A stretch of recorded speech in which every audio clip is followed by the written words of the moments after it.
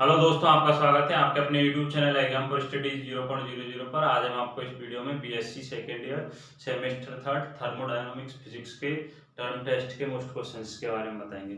Thermodynamics physics में term test में unit number first से क्वेश्चन आएंगे भैया। यूनिट नंबर फर्स्ट देखिए, उसके कुछ मोस्ट क्वेश्चन है टर्म टेस्ट के लिए। फर्स्ट क्वेश्चन है, स्थूल निकाय के मध्य ऊर्जा वितरण को समझाइए।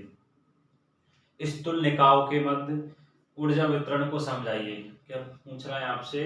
स्थूल निकायों के मध्य ऊर्जा वितरण को समझाइए। इस डेरिवेशन को अच्छे से देखना है भैया, थोड़ा थॉर्टिकल सा है। इसमें कैलकुलेट करने लायक कुछ ऐसा है नहीं, लेकिन थॉर्टिकल सा है, लेकिन आसान है। तो देखिए, स्थूल निकायों के मध्य हमें क्या निकालना है? ऊर्जा वितरण को समझाना है। तो माना एक निकाय या सिस्टम, माना एक निकाय ए है भैया। माना एक निकाय क्या है? ए। माना एक निकाय ए है, एक दूसरा निकाय ए डैश है। दूसरा निकाय क्या है? ए डैश है। एक निकाय ए है और एक निकाय क्या है? ए डैश है। इसकी एनर्जी ऊर्जा ई है। यदि इसकी एनर्जी ई मान ली जाए तो इसकी क्या हो जाएगी? ई डैश।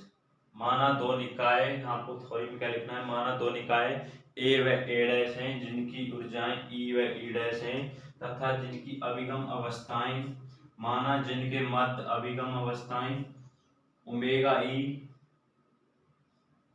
और ओमेगा डैश ई डैश हैं। ओमेगा डैश ई डैश हैं। अब इनके संयोजन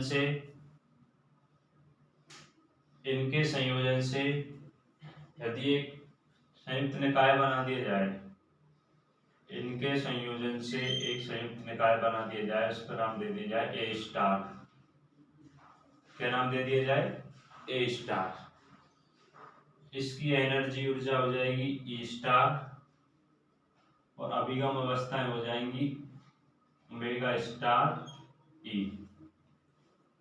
ओमेगा स्टार ई। ओमेगा स्टार ई। माना दो निकाय ए व ए डैश हैं, जिनकी एनर्जी ऊर्जाएं ई व ई है। ई व ई डैश हैं, जिनके मध्य अभिगम अवस्थाएं ओमेगा ई ओमेगा डैश ई डैश हैं। अब एक संयुक्त निकाय बनता है इनके संयोजन से। माना कौन सा? ए स्टार, जिसकी एनर्जी क्या है? ई स्टार और अभिगम अवस्थाएं ओमेगा स्टार ई। ओमेगा स्टार ई। अब देखिए, संपूर्ण, ये आपको थ्योरी में लिखना है भैया ऐसे, संपूर्ण पूर्व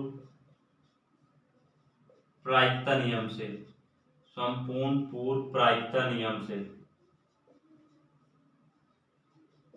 संपूर्ण पूर्व प्रायिकता नियम से देखिए, संपूर्ण पूर्व प्रायिकता नियम से निकाय में,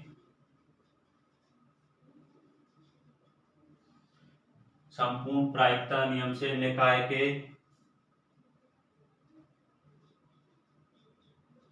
पाए जाने की प्रायिकता, जाने की प्रायिकता, संपूर्ण प्रायिकता नियम से निकाय के पाए जाने की प्रायिकता पी समानुपाती ओमेगा स्टार ई। ओमेगा स्टार ई। पी समानुपाती का चिन्ह हटाएंगे तो पी बराबर आ जाएगा सी ओमेगा स्टार ई। पी बराबर सी ओमेगा स्टार ई। अब संयुक्त निकाय से देखिए, अब संयुक्त निकाय की जो अभिगम अवस्थाएं होती हैं, वो संयुक्त निकाय से, संयुक्त निकाय,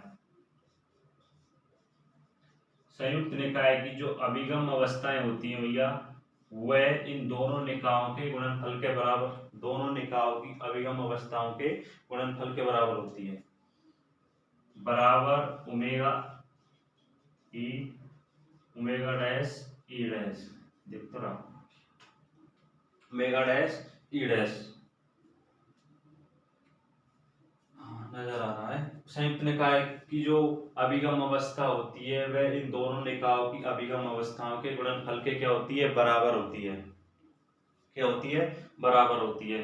अब देखिए P बराबर सी इसकी जगह हम क्या रख देंगे, ओमेगा ई ओमेगा डैश ई डैश क्या रख देंगे, ओमेगा डैश ई डैश। इसको समीकरण नंबर 1 मान लिया जाए, इसको समीकरण नंबर 1 मान लिया जाए और इसको समीकरण नंबर क्या मान लिया जाए भैया, 2 मान लिया जाए। क्या मान लिया जाए, समीकरण नंबर 2 मान लिया जाए। अब देखिए, अब आप इसको एक ग्राफ के द्वारा समझिए, किसके द्वारा समझिए, ग्राफ के द्वारा समझिए। अब यदि हम P की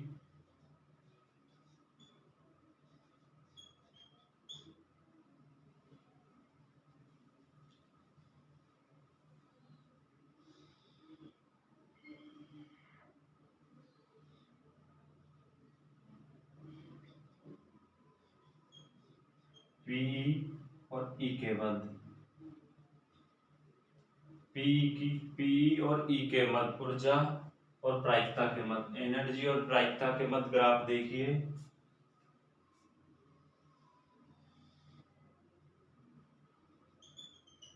माना या एनर्जी ई बार मान लेते हैं, क्या मान लेते हैं, ई बार मान लेते हैं। क्या मान लेते हैं, ई बार मान लेते हैं। तो जो प्रायिकता होगी वो क्या होगी, मैक्सिमम होगी भैया। क्या होगी, मैक्सिमम होगी। क्या होगी, प्रायिकता क्या होगी, मैक्सिमम होगी। अतः एक नियत ऊर्जा पर किसी निकाय के पाए जाने की प्रायिकता क्या होती है, अधिकतम होती है। क्या होती है, अधिकतम होती है। एक नियत ऊर्जा पर किसी निकाय के पाए जाने की जो प्रायिकता होती है वो क्या होती है, मैक्सिमम होती है। मैक्सिमम होती है। अब यदि पीई की तुलना में यदि हम इसको एल एन से समझें, एल एन ओमेगा ई से, एल एन पी का अध्ययन सरल रहेगा। पीई की तुलना में एल एन पी का अध्ययन क्या रहेगा, सरल रहेगा। तो देखिए मैं इसको यहां से मिटा देता हूं, हल्का सा आप देखना।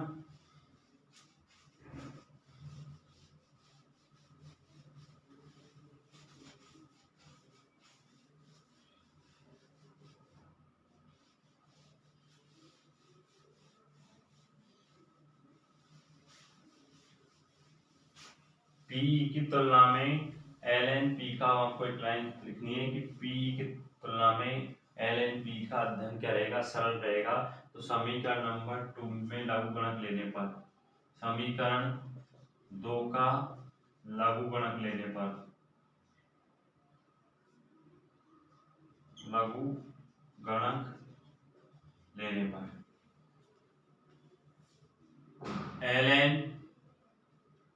एल एन पी बराबर L N C omega E dot omega dash E dash. अब देखिए, अब चाहे तो आप इसको बिठा दीजिए।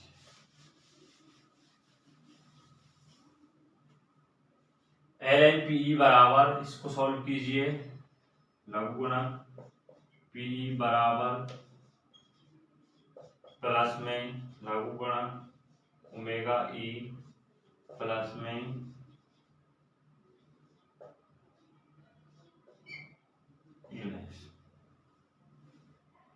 अब डिफरेंशियल कर दिया जाए, डिफरेंशियल विद 2e के सापेक्ष, किसके सापेक्ष, इस पूरे समीकरण का अवकलन कर दिया जाए, किसके सापेक्ष, e के सापेक्ष। Differential with respect to e के सापेक्ष, किसके सापेक्ष कर दिया जाए, e के सापेक्ष।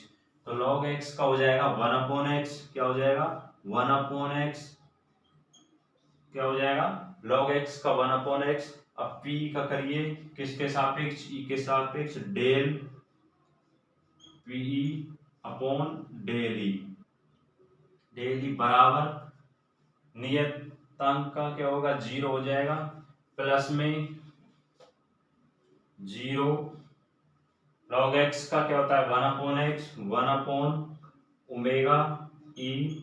अब ई का करिए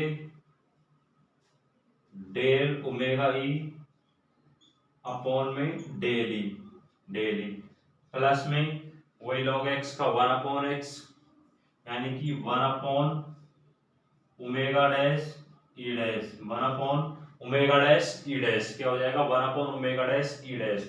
अब इसका करिए ओमेगा डैश का del omega dash E dash, किसके सापेक्ष करना है अब आपको, ई डैश के सापेक्ष, तो आ जाएगा डेल अपॉन ई डैश, क्या आ जाएगा डेल अपॉन ई डैश। अब किसका शेष रहेगा ई डैश का, तो डेल ई डैश अपॉन क्या आ जाएगा डेल ई का ई डैश के सापेक्ष, किसके के सापेक्ष ई का ई डैश का ई के सापेक्ष। अब यहां से देखिए जो ग्राफ में आपने देखा कि एक नियत ऊर्जा पर किसी निकाय के पाए जाने की प्रायिकता क्या होती है, अधिकतम होती है। ई बार बराबर पीई मैक्सिमम क्या हो जाएगा, पीई क्या होगा भैया मैक्सिमम होगा, अधिकतम होगा, पीई क्या होगा मैक्सिमम होगा। तो यहाँ पे सदैव आप ध्यान रखना, इसमें हल्का सा थ्योरेटिकल पार्ट है, डेल कुछ चीजें याद रखने लायक है। पीई अपॉन डेल ई बराबर क्या हो जाएगा 0 हो जाएगा, क्या हो जाएगा 0 हो जाएगा, शून्य हो जाएगा। Del P E upon del E बराबर क्या हो जाएगा 0 हो जाएगा। अब देखिए ई बराबर ई स्टार बराबर ई प्लस ई डैश, दो निकाय लिए थे हमने, ए डैश, ए की एनर्जी क्या है ई और ए डैश की ई डैश, इस तुल्य निकाय जो संयुक्त निकाय था उसकी एनर्जी मानी थी ई स्टार। तो संयुक्त निकाय की एनर्जी बराबर होती है दो निकायों के योग के बराबर। तो यहाँ से यदि ई डैश का मान निकाला जाए, ई डैश बराबर आ जाएगा ई स्टार माइनस ई। अब इसका क्या कर दिया जाए डिफरेंशियल अवकलन कर दिया जाए, तो del E dash upon del E बराबर ई, इसका मान क्या आएगा भैया, ये नियत है, जो संयुक्त निकाय की जो एनर्जी होती है उसको एक्सचेंज नहीं किया जा सकता, इसको नियत माना जाता है। तो इस 0 आ जाएगा और ई का ई के सापेक्ष करेंगे तो 1, क्या आ जाएगा 1 आ जाएगा। ई का ई के सापेक्ष करेंगे तो क्या आ जाएगा 1, यानी कि del E dash upon del E का जो मान आएगा वो बराबर आएगा किसके 1 के, del E dash upon del E बराबर क्या आ जाएगा 1 आ जाएगा। अब देखिए इन मानों को आप इस समीकरण में रखिए,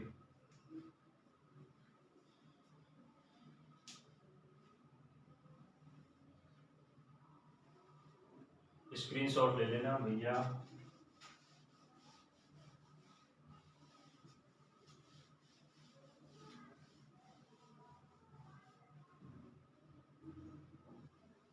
इसकी जगह क्या आ जाएगा 0 बराबर में 1 upon omega E del omega E upon del E और यहाँ क्या आ जाएगा माइनस चिन्ह, कैसे आएगा del E dash upon del E का मान क्या है -1 आया ना, -1, तो -1 upon omega dash E dash del omega dash E dash upon del E dash. अब इसको यदि बराबर कर दिया जाए 1 upon omega E del omega E upon del E बराबर 1 upon omega dash E dash del omega dash E dash upon del E dash del E dash. अब यहां से यदि इसको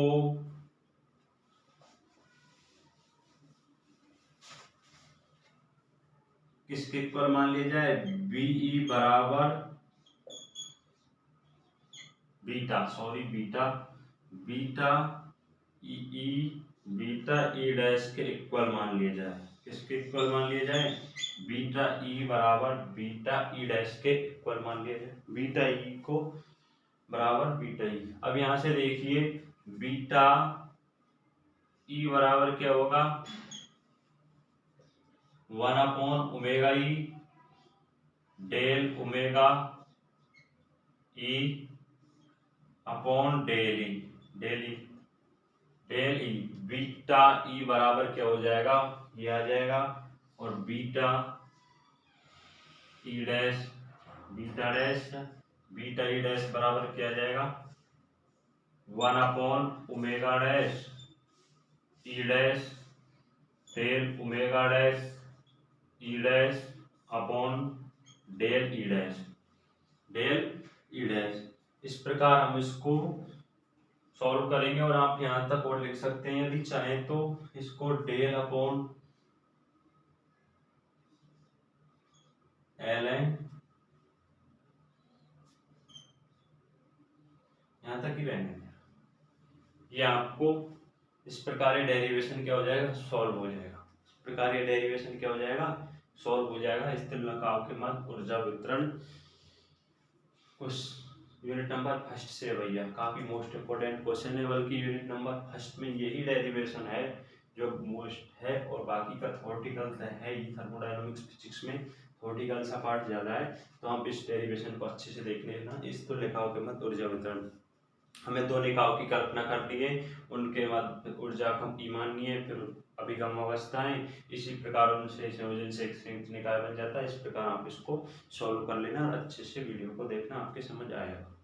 नेक्स्ट क्वेश्चन देखिए,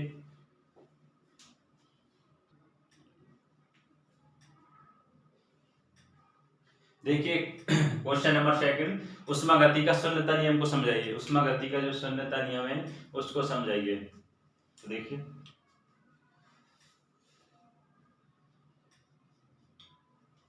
उष्मागति का शून्यता नियम देखिए, माना एक निकाय ए है, माना एक निकाय क्या है भैया, ए, एक निकाय ए है, ये दूसरा निकाय बी है, बी है, और ये तीसरा निकाय सी है। माना एक निकाय ए है, एक निकाय बी है, और एक निकाय क्या है, सी है। इसका टेम्परेचर या ताप, टेम्परेचर यानी कि ताप टी है, और इसका टीवी, इसका क्या हो जाएगा, टीसी। अब इनके मध्य यदि एक ऐसी दीवार लगा दी जाए जिससे हीट का एक्सचेंज नहीं हो, यानी कि उष्मा का एनर्जी आपस में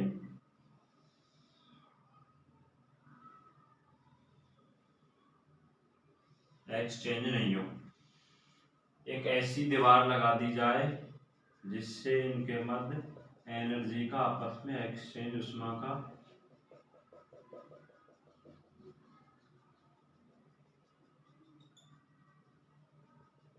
इसको बोलते हैं उष्मारोधी दीवार। कौन सी, उष्मारोधी, उष्मारोधी क्या बोलते हैं, उष्मारोधी, उष्मारोधी, उष्मारोधी। अब देखिए इसी से ये यदि ए निकाय, ये बी और ये सी, ये सी टेम्परेचर है ताप टीसी, टीबी और टीए, टीबी टीए टीसी। यहां फिर से वही क्या लगा देते हैं, वाह, दीवार लगा देते हैं,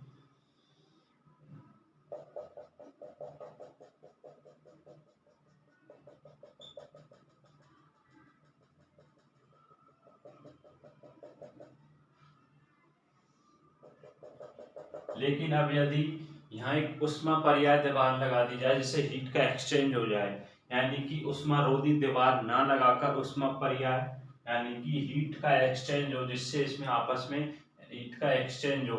यदि ए का टेम्परेचर या ताप है, इसको कौन सी दीवार बोले? उष्मा परियाय।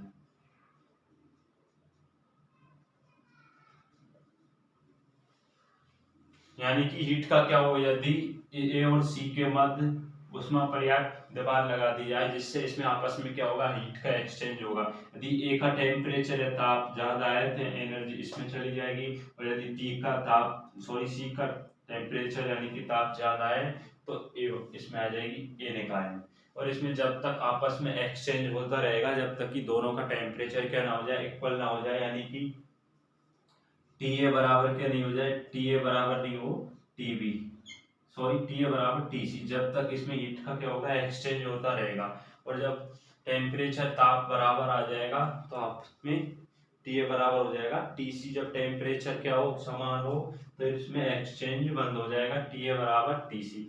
इसी प्रकार यदि टी सी बी और सी निकाय में देखिए, यदि इसका टेम्परेचर या ताप ज्यादा है तो इससे एनर्जी सी निकाय में चली जाएगी, और इसका टेम्परेचर या ताप ज्यादा है तो इसमें आ जाएगी। इसमें आपस में हीट का एक्सचेंज होता रहेगा, कब तक होता रहेगा, जब तक कि टेम्परेचर टी बी बराबर किसके इक्वल नहीं आ जाए, टी सी के, इसके टी सी के।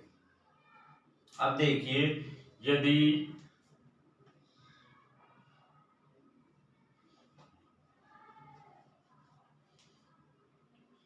ये ए निकाय,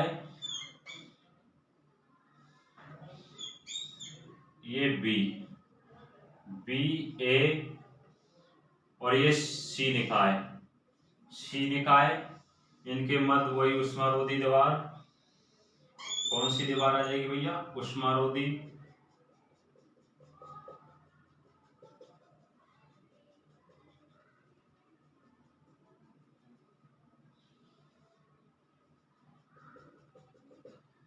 टेम्परेचर ताप टीवी टीसी टीए टीसी। अब यदि ए और बी के मध्य उष्मारोधी दीवार नहीं लगाई जाए, और तो इसमें आपस में भी हीट का एक्सचेंज नहीं होगा भैया, आपस में एक्सचेंज नहीं होगा। ए और बी के मध्य भी उष्मारोधी दीवार नहीं लगाई जाए तो इसमें हीट का एक्सचेंज नहीं होगा, क्योंकि पहले से ही हम ज्ञात कर चुके हैं कि टी ए बराबर क्या होगा, टी ए पहले से ही सेम है भैया, टी ए बराबर इक्वल है, पहले से ही इक्वल है। इसको आपने जैसे ही सोल्व किया तो इसी से इक्वल आ गया, टी ए बराबर टी बी। टी ए का टेम्परेचर बी के टेम्परेचर के इक्वल होता है, यानी कि ये कौन सी अवस्था है, ऊष्मीय साम्यावस्था। ऊष्मीय साम्यावस्था, ऊष्मीय साम्यावस्था।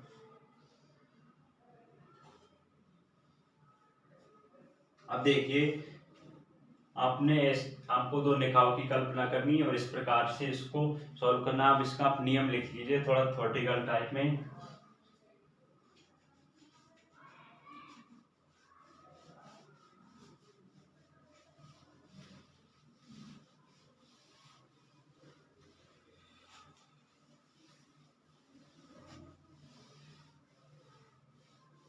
तो देखिए नियम क्या है, देखिए उष्मा गति का शून्यता नियम।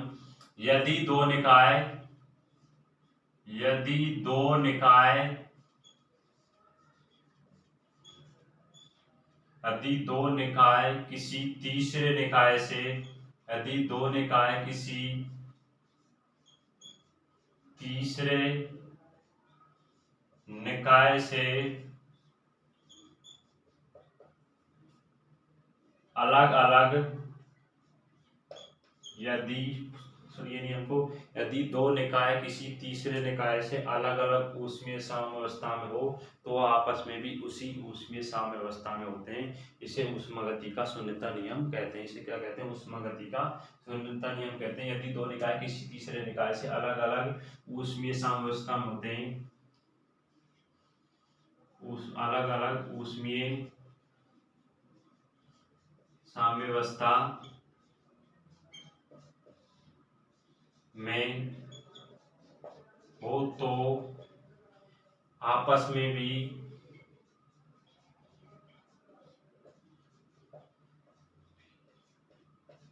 वे उसी साम्यावस्था में होते हैं। ये आपको अपने निकायों के द्वारा समझा, उससे क्लियर हो गया होगा। यदि दो निकाय किसी तीसरे निकाय से अलग अलग ऊष्मीय साम्यावस्था में हो तो आपस में भी वे उसी ऊष्मीय साम्यावस्था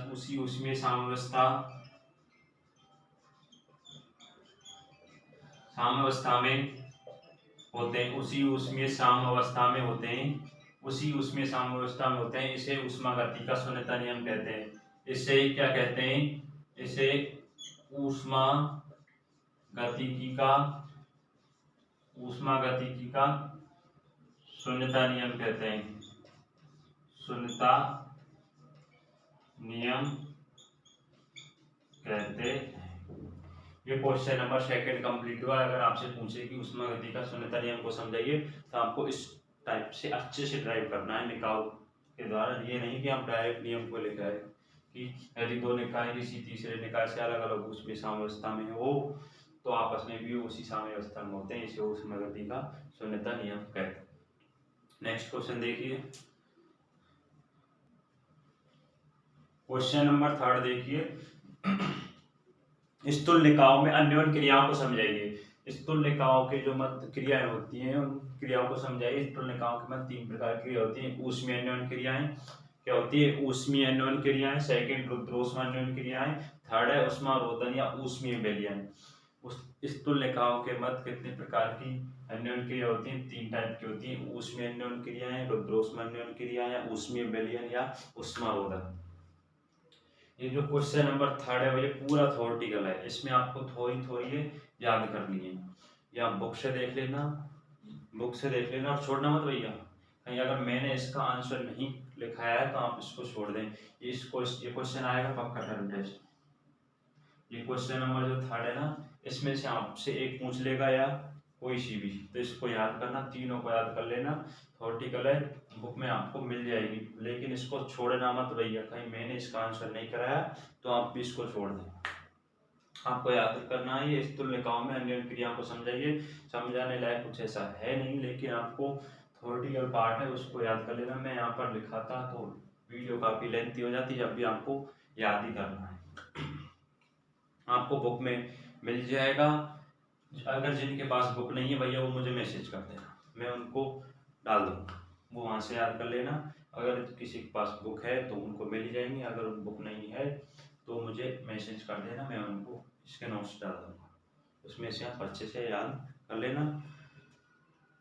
इन तीनों क्वेश्चनों में से आपको टर्म टेस्ट में क्वेश्चन मिल जाएगा, विश्वास रखना। थर्मोडायनामिक्स फिजिक्स के जो यूनिट नंबर 1 है उसमें से आपको टर्म टेस्ट में क्वेश्चन आएंगे और इनमें से आपको क्वेश्चन मिल जाएगा कि इस यूनिट में कुछ ऐसा है नहीं। ये क्वेश्चन आप ध्यान रखना भैया विशेष, ये क्वेश्चन अवश्य आएगा। क्वेश्चन नंबर 3 है ना, ये इसमें से क्वेश्चन आएगा आपको। तो वीडियो को ज़्यादा से ज़्यादा शेयर करें जिससे और दोस्तों को हेल्प हो सके, और वीडियो को लाइक करें और चैनल को सब्सक्राइब जरूर कर दिया करें भैया। Thank you.